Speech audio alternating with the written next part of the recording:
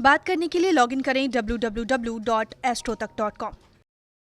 देखिए, बहुत बार ऐसा होता है कि हमारा जो भाग्य है, हमारी जो किस्मत है, वो बहुत अच्छी होती है। कुंडली के ग्रह भी अच्छे होते हैं और जीवन की दशाएं, जीवन का समय भी अच्छा होता है।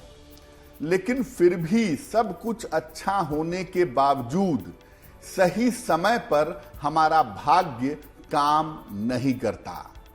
ऐसा इसलिए होता है क्योंकि कहीं ना कहीं हमारे जीवन में दुर्भाग्य होता है, जो हमारे जीवन में सफलताओं को रोक देता है, जो हमें आगे बढ़ने से रोकता है।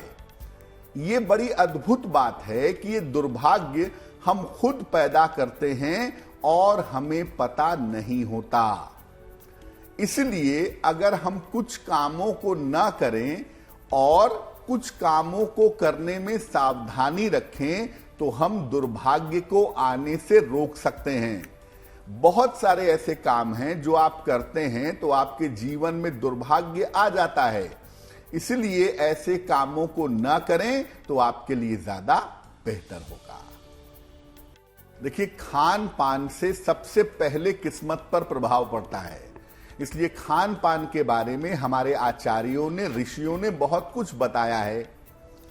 अगर आप किसी गलत व्यवसाय वाले व्यक्ति के घर खाना खाते हैं, किसी ऐसे आदमी के घर खाना खाते हैं जो अच्छा इंसान नहीं है, जिसका व्यवसाय अच्छा नहीं है, तो इससे आपका स्वभाव भी खराब होता है और इससे आपकी आदतें भी खराब होने लगती हैं।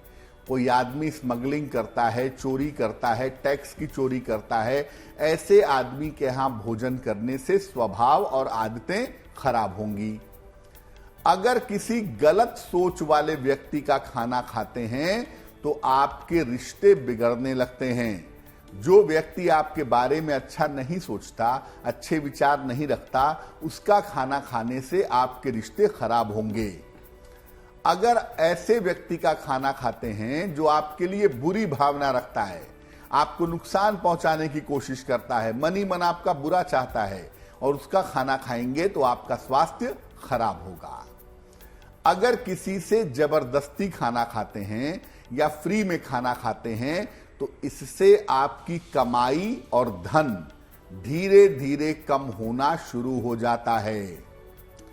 अगर आपको ऐसा लगता है कि खाना खाने से आपके जीवन में दुर्भाग्य आ गया है, खाना खाने की वजह से आपकी मुश्किलें बढ़ रही हैं, कोई गलत भोजन कर लिया है, तो ऐसी स्थिति में निर्धनों को 1 मंगलवार या 3 मंगलवार को भोजन कराइए और रोज सवेरे हनुमान जी को 2 पत्ते तुलसी के अर्पित करना शुरू करिए। अगर भोजन की वजह से जीवन में दुर्भाग्य है तो वो दुर्भाग्य दूर हो जाएगा।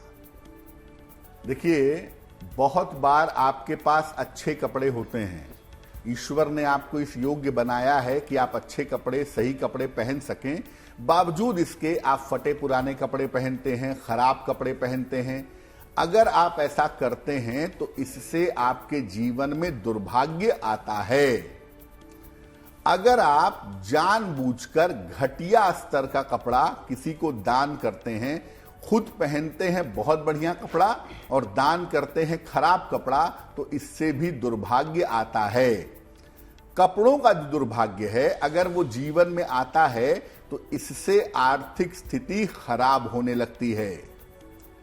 अगर कपड़ों की वजह से जीवन में दुर्भाग्य आ गया है तो सबसे पहला काम करिए कि साफ और बेहतर वस्त्र पहनिए जो आप अफोर्ड कर सकते हों, और किसी भी एक मंगलवार को हनुमान जी को लाल वस्त्र अर्पित कर दें तो बहुत अच्छा होगा।